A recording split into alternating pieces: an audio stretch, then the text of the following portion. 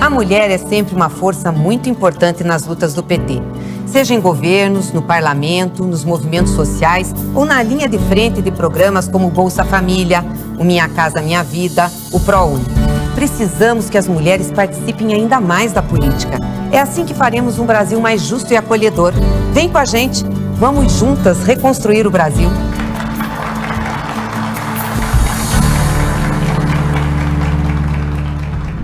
Nesta semana, o TV Elas por Elas Formação está discutindo o espaço das mulheres negras na política e hoje, Ivonete Carvalho, do Fórum Nacional de Mulheres Negras do Rio Grande do Sul, vem falar sobre desenvolvimento social e econômico. Olá, boa tarde. Um prazer estar falando com vocês, companheiras e companheiros. Eu sou Ivonete Carvalho, comissária de polícia aposentada aqui no Rio Grande do Sul. Sou uma ativista do movimento negro, do movimento quilombola, sou uma quilombola de origem, né?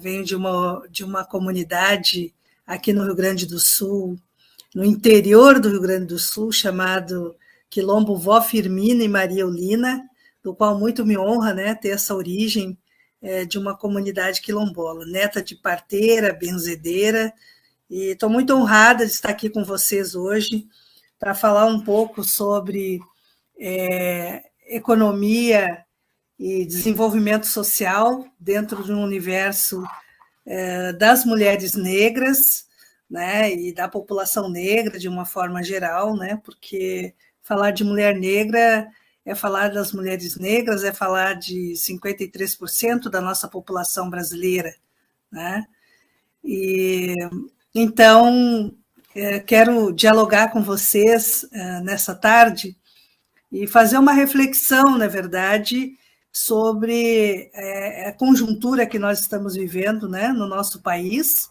e no mundo, né, onde a gente está aí se é que dá para dizer com pós-pandemia, na verdade ainda com resquícios dessa pandemia, né, e que assolou mais de 700 mil famílias, né, mais de 700 mil vidas foram ceifadas por conta desta pandemia que trouxe uma lesa para a humanidade, né, não só para o Brasil, mas para a humanidade.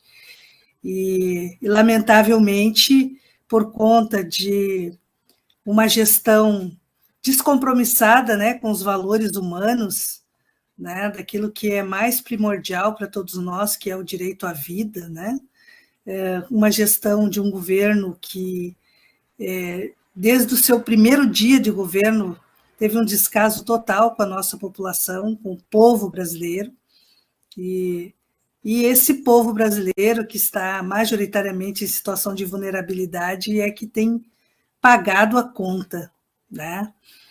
Mas eu quero trazer aqui para vocês essa reflexão da importância do momento político que nós estamos vivendo no nosso país e o quanto a nossa população negra, né, que foi majoritariamente impactada, né, por esse desgoverno, por esse governo irresponsável do ponto de vista de cumprimento da Constituição Federal, né? Esse governo que não trouxe os elementos mínimos de um gestor público para com a população mais vulnerável da sociedade brasileira. E essa população vulnerável, ela é preta e ela é parda.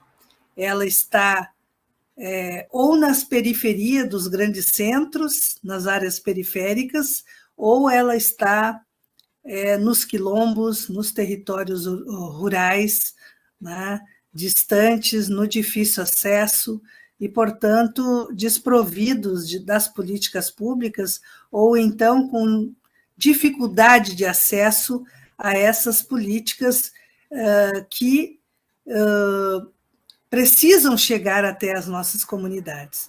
E dentro desse universo estão as mulheres, né? As mulheres negras, as mulheres pretas e pardas, as mulheres rurais, as mulheres periféricas que viram e que saem todos os dias, né, dos seus lares, muitas vezes deixando seus filhos, e para buscar o sustento para suas famílias, né? Essas mulheres que são, na maioria das vezes, mulheres solos, né, mulheres negras trabalhadoras que acabam deixando seus filhos desprovidos de uma creche ou de uma escola de boa qualidade, né? Porque, infelizmente, a nossa escola pública ela está fragilizada. Esta escola pública, nós temos hoje um sistema educacional totalmente vulnerabilizado, né? Do ponto de vista de profissionais que não estão tendo seus direitos assegurados enquanto trabalhadores e trabalhadoras, né? Uma escola frágil e que muitas vezes não sequer tem vaga para nossos filhos pretos e pretas, né? Então, eu quero trazer inicialmente esta reflexão, né, de que para falar de economia no nosso país, para falar de inclusão social para o nosso povo negro, para as mulheres negras, para as famílias negras, nós precisamos levar em consideração todo esse processo, né? Seja as políticas públicas de ações afirmativas que estão disponibilizadas hoje para a nossa população. Ou seja, nós, população negra no Brasil, ela usufrui e ela necessariamente precisa do braço do Estado, ela necessariamente precisa acessar aquilo que o Estado disponibiliza do ponto de vista das políticas públicas. E quando essas políticas públicas elas estão fragilizadas, né, elas impactam diretamente na nossa população. Elas acabam incidindo na mudança, né, na qualidade de vida das nossas famílias, porque nós estamos, né, na base da pirâmide social. As mulheres negras estão, em sua maioria, né, no alce de pobreza, de vulnerabilidade e, portanto, na base social e abaixo da linha da miséria, majoritariamente, são mulheres negras periféricas e são mulheres rurais. Dizer aqui da importância da gente fazer essa reflexão e trazer elementos importantes que são, digamos assim, divisores de água, que são centrais na questão da inclusão social, do ponto de vista econômico das nossas comunidades, das nossas mulheres negras, né? Quando nós falamos da questão do empreendedorismo no Brasil, né, que está tão discutido nos últimos períodos por conta da pandemia, né, nossas famílias tiveram que se reinventar, tiveram que buscar alternativas devido ao alto índice de desemprego, né? As famílias majoritariamente as famílias negras estão dentro dessas estatísticas do alto nível de desemprego. Nós somos hoje 34 milhões de desempregados no Brasil, né? E majoritariamente são mulheres negras que estão desempregadas, fez com que a nossa população buscasse alternativas, né, a partir da sua criatividade, a partir do seu modo de viver e de ser dentro do território, buscando alternativas de autossustentabilidade, né? Nas áreas periféricas dos grandes centros, mulheres que conhecem alguma prática do artesanato ou que têm alguma vocação na área de empreendedorismo, elas passaram a buscar alternativas de complementação desta renda familiar, né? E muitas vezes, não só complementação, mas muitas vezes a própria possibilidade e a única chance, né, com esta iniciativa de empreendedorismo, a única chance de sustentar as suas famílias.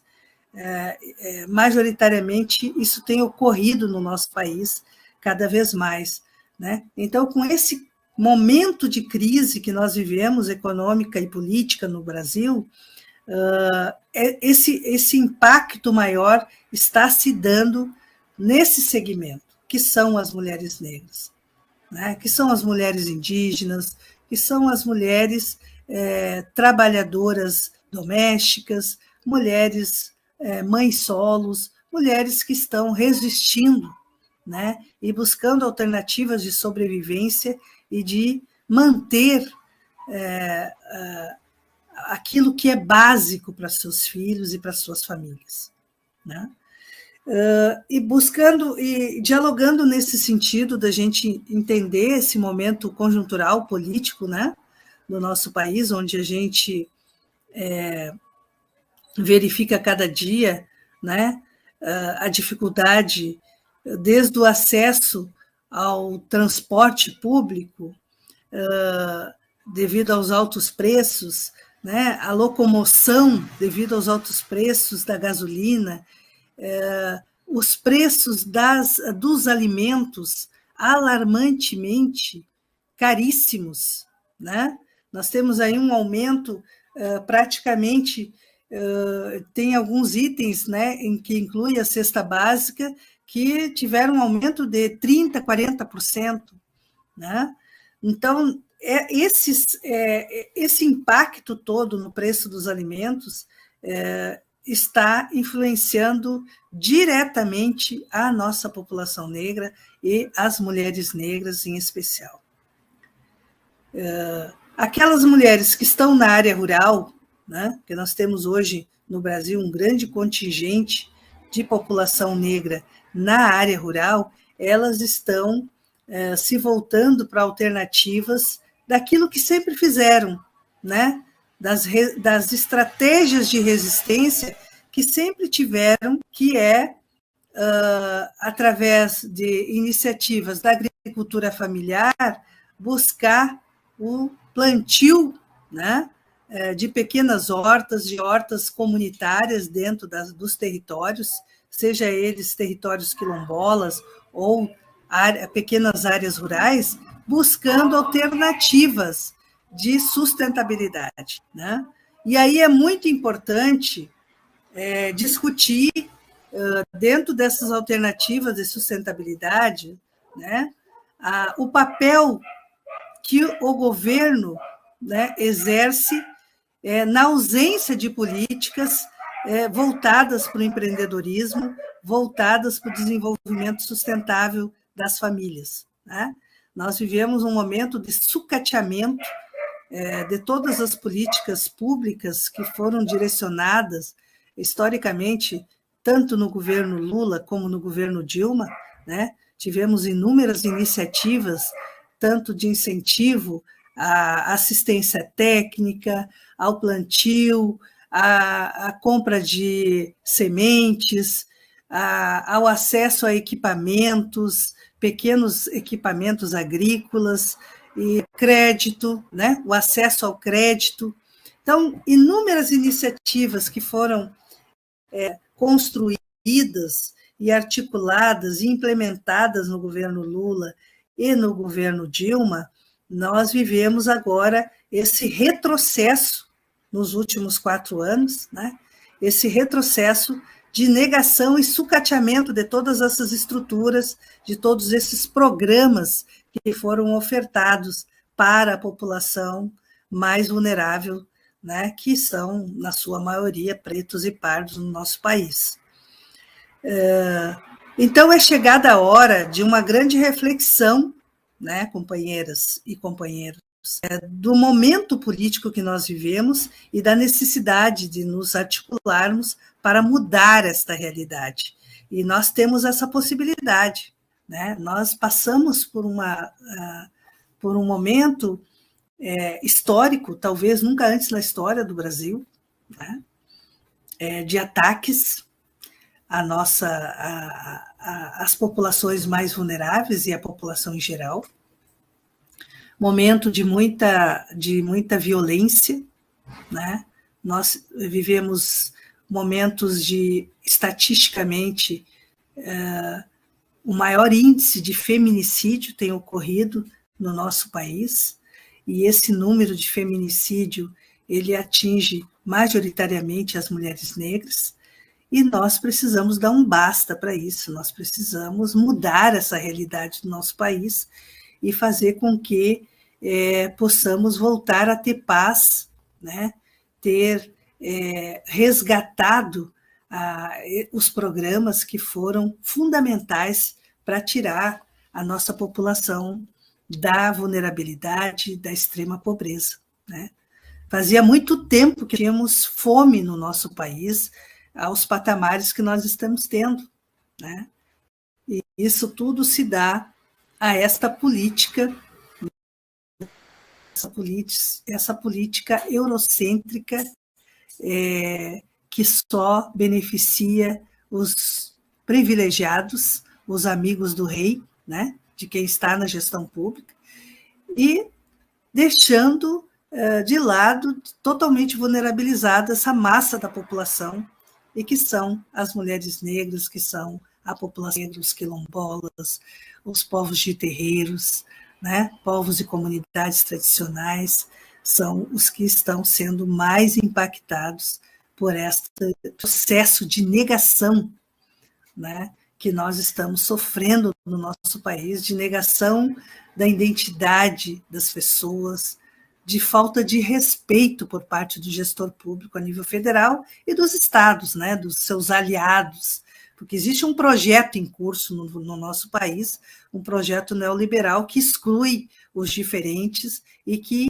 renega toda a nossa história, toda a nossa identidade e toda a participação que essa população teve dentro para a construção do país, né, econômico e social e cultural do nosso país.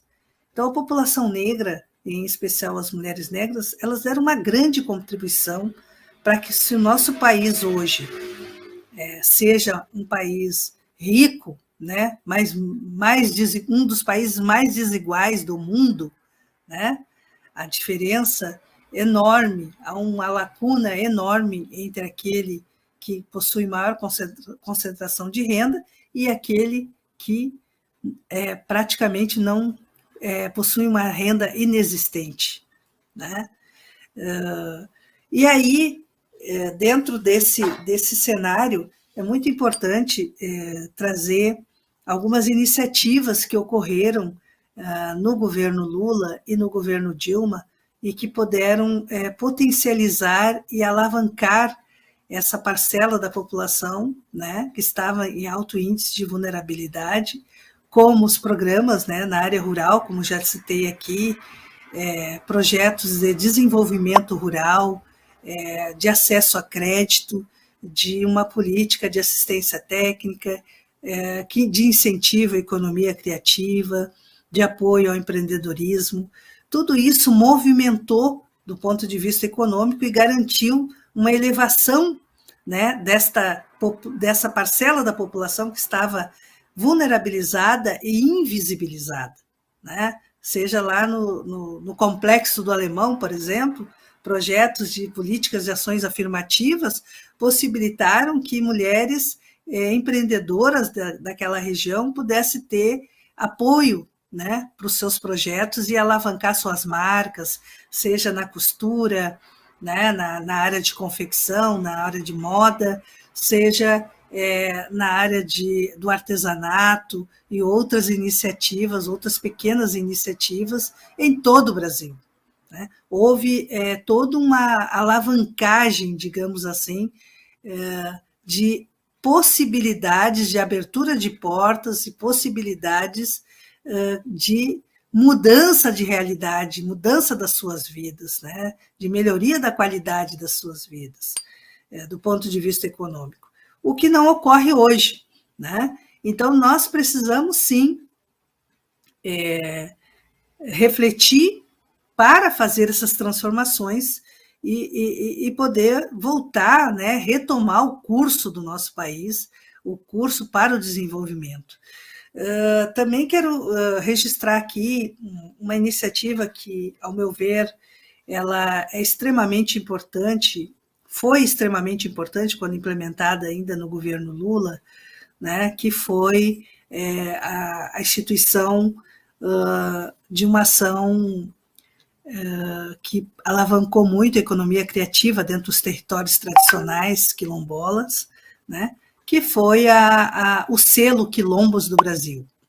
Eu tive o privilégio, né, de compor o governo Lula e também um ano do governo Dilma, fiquei em torno de 5 anos, né, do governo Lula e um ano do governo Dilma, na CEPIR, que é o Ministério da Igualdade Racial, onde nós tivemos a responsabilidade na coordenação do programa Brasil Quilombola. Em todo o país, articulamos, né, inúmeras iniciativas que tirou mais de 6.000 comunidades quilombolas da invisibilidade, né, fazendo com que eles pudessem se sentir sujeito de direitos, né, de acesso à cidadania, à inclusão produtiva e à titulação dos seus territórios. O que nós tivemos, então, como iniciativa, que, ao meu ver, foi um passo fundamental, foi a criação, o lançamento, pelo presidente Lula, né, do selo Quilombos do Brasil. Esse selo foi lançado em 2010, durante a Semana da Consciência Negra, né, numa atividade ainda na Praça Castro Alves, lá em Salvador, e o presidente Lula lançou, então, o selo Quilombos do Brasil, uma iniciativa nossa, a partir da CEPIR, né, da Secretaria de Políticas para Povos e Comunidades Tradicionais, e esse selo possibilitou que comunidades quilombolas no Brasil inteiro, né, estavam produzindo seus artesanatos ou com pequenas iniciativas do ponto de vista da produção, né, seja na produção agrícola, na produção de farinha, no plantio de hortifrutigranjeiros, na criação de pequenos animais, seja com as bordadeiras lá em Pernambuco, né, com a produção do mel lá do Pará, de inúmeras comunidades, nós tivemos a possibilidade, a partir do lançamento do selo Quilombos do Brasil, nós tivemos a possibilidade de trazer esse produto das comunidades quilombolas para a visibilidade, né, com um certo protagonismo e toda uma estrutura de apoio com uma estratégia de certificação de origem, né? Então, o selo, ele possibilitou que as comunidades pudessem colocar os seus produtos, né, nas grandes feiras, em algumas redes de comercialização a nível urbano, e tirando esse produto lá da invisibilidade, que muitas vezes estavam na mão dos atravessadores, né? E esses atravessadores iam até os territórios, adquiriam esses produtos e depois levavam para os grandes centros e comercializavam esses produtos por 5, 6 vezes mais o valor que haviam pago, né, na origem. E isso não estava, digamos assim, até então, possibilitando uma melhora na qualidade de vida do ponto de vista econômico.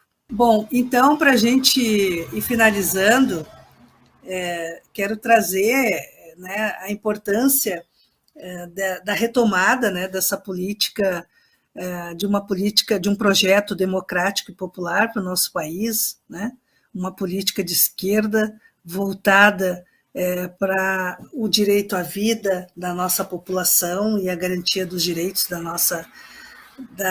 nossa sociedade, né, o cumprimento da nossa Constituição Federal, que faz praticamente 4 anos, né, que ela tem sido rasgada todos os dias, né, a partir do momento que nós temos um governo que não cumpre com seus compromissos básicos, né?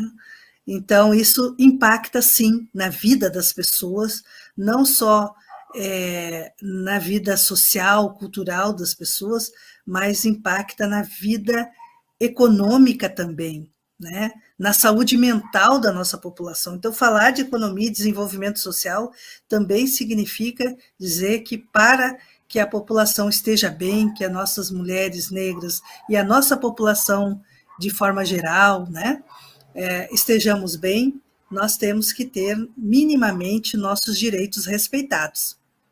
O direito, né, de acesso aos alimentos, o direito de ter um trabalho digno, de sair às ruas com segurança, né? Nós vivemos um momento onde tudo isso está em risco. E é muito importante que nós possamos fazer essa reflexão e fazer essa transformação, né? Nos mobilizarmos para mudar essa realidade. Você que está nos assistindo, que é companheiro, né, que está nos ouvindo, com certeza estará junto conosco nessa luta para a retomada do nosso país, né, que ele passe a ser esse país que ele é riquíssimo do ponto de vista da cultura, economicamente próspero, mas muito injusto, né, com as populações mais vulneráveis, muito desigual. E nós precisamos combater toda e qualquer forma de discriminação. A discriminação de gênero, a discriminação racial, a xenofobia, a homofobia, a violência contra as crianças e adolescentes, né, que tem aumentado muito durante esse período de pandemia. Nós precisamos urgentemente mudar a realidade do nosso país. Isso só será possível, né, com a eleição do nosso projeto democrático e popular para que nós possamos voltar à paz no nosso país. Então, muito obrigada e conto com vocês aí para continuarmos na luta. Um grande axé. Que futuro nós queremos para nós, mulheres, para os nossos filhos, para as nossas comunidades, para o nosso país?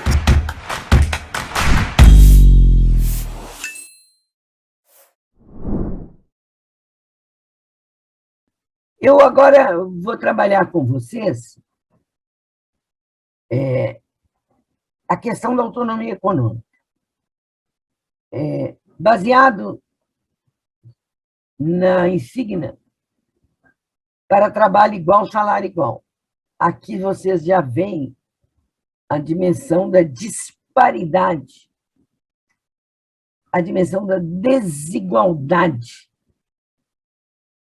e a hierarquia de poder na questão salarial entre homens e mulheres, que desenvolvem, muitas vezes, o mesmo trabalho e ganham 30% a menos as mulheres. Eu vou me ater em 3 questões só, porque a companheira Marilane Teixeira já deu uma aula sobre autonomia econômica, com excelente propriedade. Eu vou me ater à PEC das trabalhadoras domésticas, sancionada no governo da presidenta Dilma, sob a minha titularidade na Secretaria de Políticas para as Mulheres, o trabalho de cuidado como política pública e o acesso. A PEC das trabalhadoras domésticas foi uma das leis que eu tenho maior orgulho, tanto quanto a Lei Maria da Penha e a Lei do Feminicídio. Ela foi sancionada em 2014, em março, pela presidenta Dilma. O que ela diz? Até então, as trabalhadoras domésticas tinham apenas 8 direitos dentro da, então, CLT. E o que nós fizemos? A PEC das trabalhadoras domésticas ampliou o fundo dela, a base dela, é a ampliação de todos os direitos vigentes na CLT para as trabalhadoras domésticas. Então, a partir desse momento, as trabalhadoras domésticas se tornaram sujeito de direitos. porque elas passaram a ter direitos. A 13º, a férias remunerada, a trabalhar só 8 horas, e vários outros direitos. Então, foi fundamental, porque houve uma reação, não só porque ela garantiu o exercício do direito, de todos os direitos às trabalhadoras domésticas, mas ela foi tão boa que houve uma revolta das patroas, de classe média alta. Imagina agora, eu vou ter que garantir direitos, pagar, e quando eu precisar que a minha trabalhadora fique mais tempo em casa. Isso foi um avanço enorme para as trabalhadoras domésticas. Se não fosse a PEC das trabalhadoras domésticas, agora, durante esses quase 2 anos de pandemia, as trabalhadoras domésticas estavam completamente sem nenhuma garantia. Por exemplo, a grande maioria das patroas não pagaram as trabalhadoras para que elas ficassem em casa durante a pandemia. E isso foi uma violência, porque foram elas, as trabalhadoras, que estavam morrendo mais, porque são elas que pegam o transporte coletivo, são elas que estavam mais expostas aos vírus.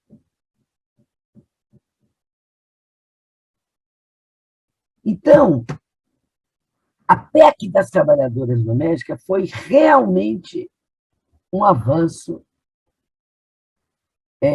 inominável na garantia dos direitos das trabalhadoras domésticas. Desenvolvimento social e econômico foi o tema da aula de hoje e amanhã encontramos com Romilda Pisani, do Fórum Nacional de Mulheres Negras do Mato Grosso. Ela vai falar com a gente sobre mulheres negras na política. Anote na sua agenda e não perca! Todas as aulas estão disponíveis na TV Elas por Elas Formação, no canal da TV PT no YouTube ou em formato de podcast no Spotify.